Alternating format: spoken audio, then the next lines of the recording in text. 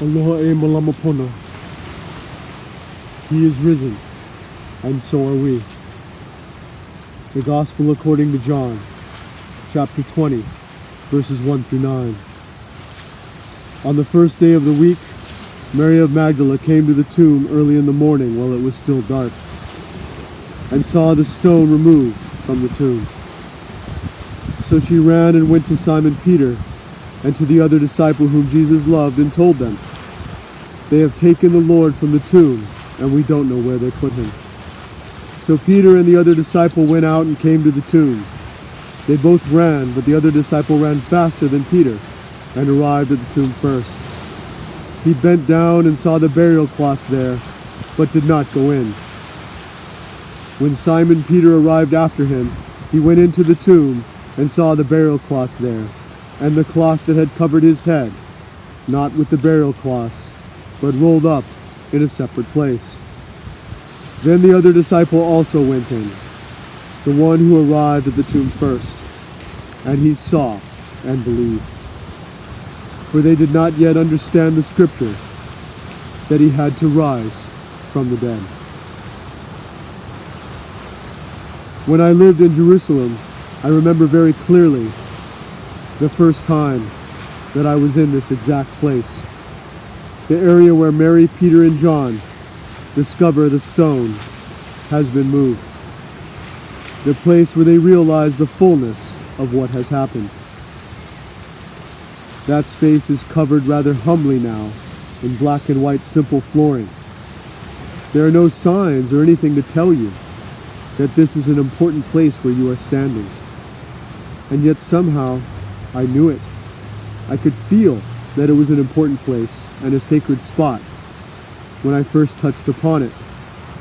It subtly and fully whispered, innately and intuitively asking me to pause and take it in. In asking my friend and mentor there, Franciscan priest Father Peter Vasco, shared with me that where I was standing was that place where the three discovered the empty tomb. I felt a quiet and gentle confirmation of what I had felt and chose to stay there alive. Looking back, I am very grateful that it was such a quiet and empty place on that day.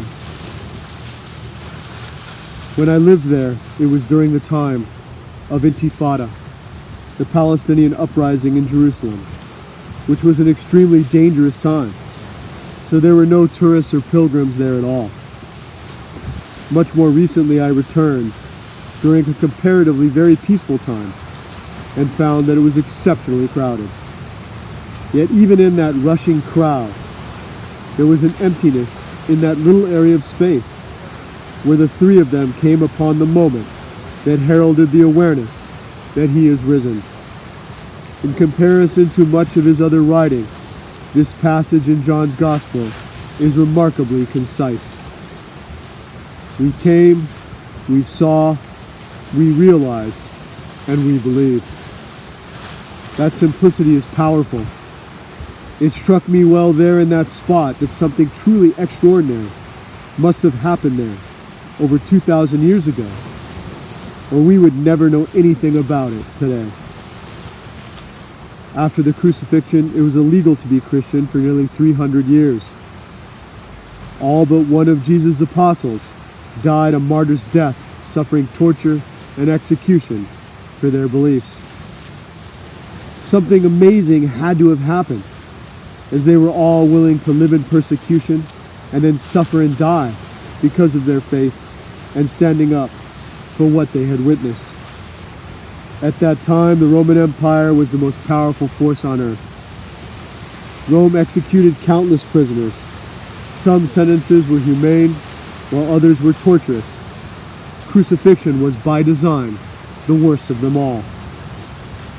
To be in constant unyielding pain, with the sensation of drowning in your own blood, while feeling as if your body is being torn apart. This was the ordeal of crucifixion. The three who discovered the empty tomb would have been in terrible spirits prior to that moment because of what they had seen happen to someone they loved. Mary and John had been there that day on the cross to witness it. Peter would have been in a terrible state of self-loathing, having denied knowing Jesus 3 times on that day. Understanding just how awful crucifixion was in that time in history can help us to understand how the cross ultimately became a symbol of victory and freedom from death and darkness. They came, they saw, they realized, and they believed. The most horrible, heart-wrenching event that they had ever known in their lives was a pathway to their redemption and the salvation of us all. That is how the cross, a symbol of torture and death, became a symbol of faith, hope, and love. We own it. We wear it in gratitude for the greatest act of heroism ever. Think of any action movie, or even all of the ancient heroes in mythic legends. In all of those stories, from Hercules and Osiris to Die Hard and John Wick, the hero overcomes evil with an act of even greater violence. This is not the case with the story of Jesus. Only Jesus completes his hero's journey with an act of personal, immeasurable sacrifice out of love. It is also interesting how much humble history surrounds his story.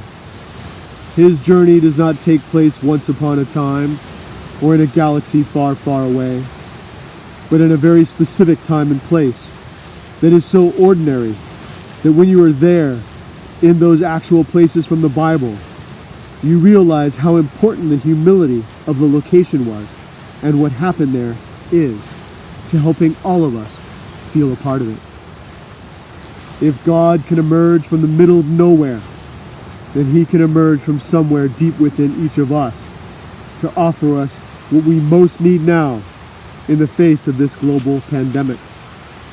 He can offer us the miracle of hope. In these times we live in now, faced with COVID-19, trapped in our homes, not allowed to go places or see our friends and family members, or go to the beach at sunrise like the one I am sharing with you now. We can feel like we are trapped in a tomb. And in seeing things that way, we can also see how the emptiness could be a source of freedom. Because even if we are physically restricted, we don't have to be mentally, emotionally, or spiritually. And the message of Easter shows us the way to that freedom. When the tomb was empty that day, it was a tremendous message of hope. So today, when most churches are empty, let us be reminded that faith, hope, and love did not begin in a crowded building. Jesus arrived in a manger of solitude and rose again from an empty tomb. When a cup is empty, it is ready to be filled. We have all been through a really rough time. I have confronted this head on. I have friends who are currently infected and fighting the disease, and I have already lost people that I know who have died from the virus. One scientific projection that came to us this week is that here in Hawaii, today is the absolute peak of the graph of death and suffering inflicted by the virus here. If this is the case, that means that after today, the curve will begin to descend, to fall down and flatten here, which is indeed very hopeful news to the people of Hawaii, and comes on the day that we honored the moment when the good news began to be shared. They came, they saw, they realized, they believed, and then they shared the good news.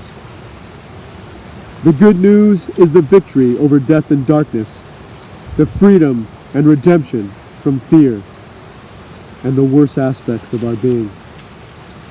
To be loved fully and completely, to never be alone, and to be a part of forever.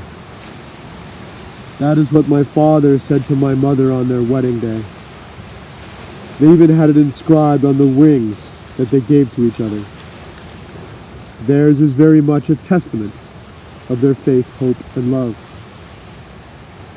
Their kind of promise is very much an Easter promise, longer than forever.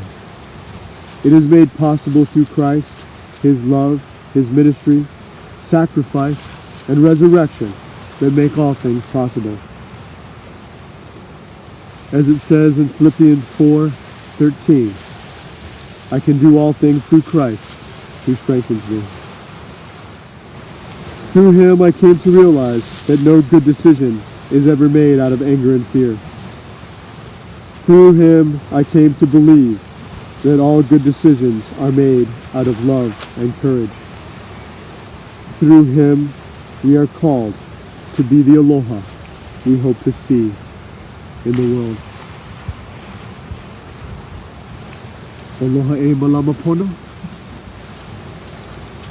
Mahalo and aloha. Amen.